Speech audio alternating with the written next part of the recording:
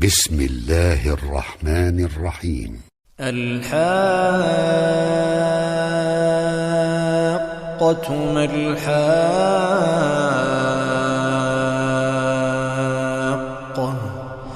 وما أدراك ما الحاقة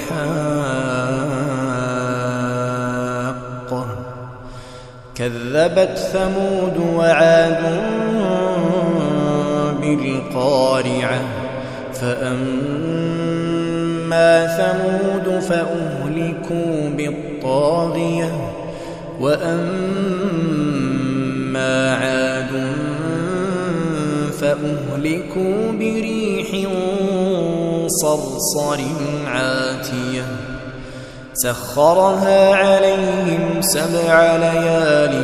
و8 أيام حسوما فترى القوم فيها صرعى كأنهم أعجاز نخل خاوية فهل ترى لهم من باقية وجاء فرعون ومن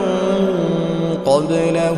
والمؤتفكات بالخاطئة فعصوا رسول ربهم فأخذهم أخذة رابية إنا لما طغى الماء حملناكم في الجارية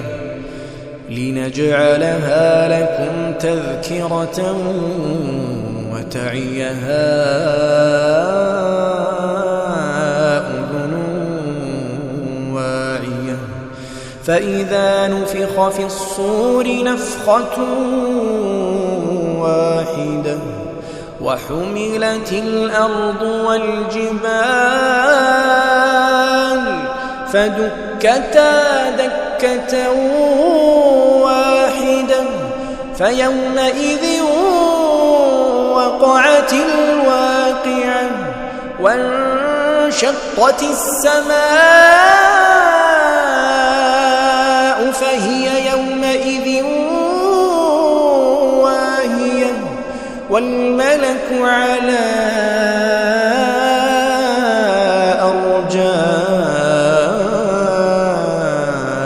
أرجائها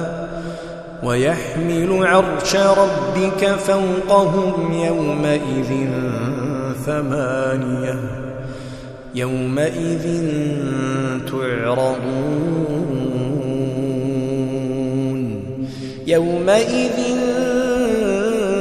تعرضون لا تخفى منكم خافية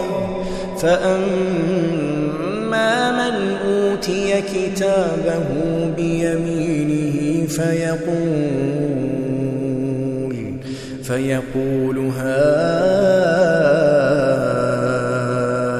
اقرءوا كتابيه إني ظننت أني ملاق حسابيه فهو في عيشة راضية في جنة عالية قطوفها دانية كلوا واشربوا هنيئا بما أسلفتم في الأيام الخالية وأما من أوتي كتابه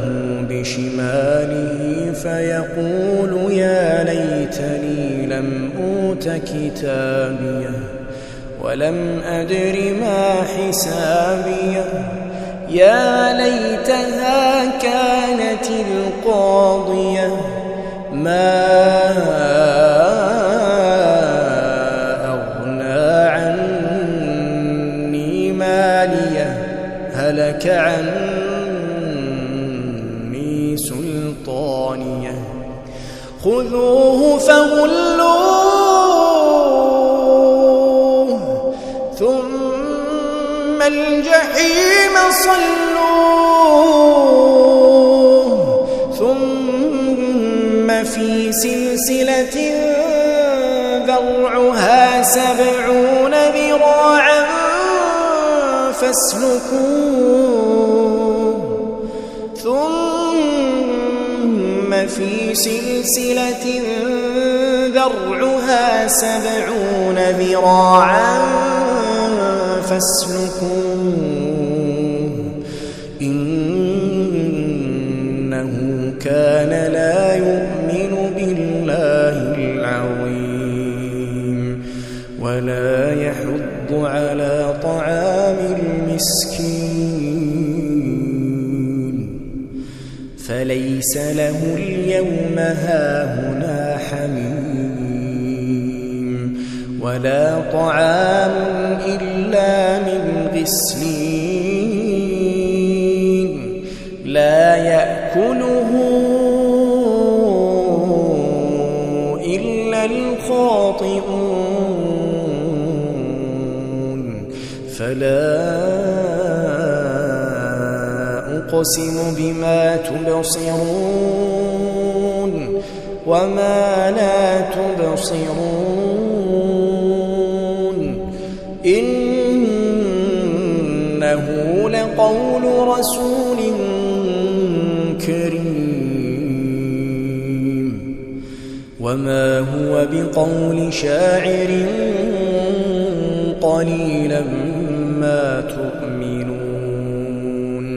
ولا بقول كاهن قليلا ما تذكرون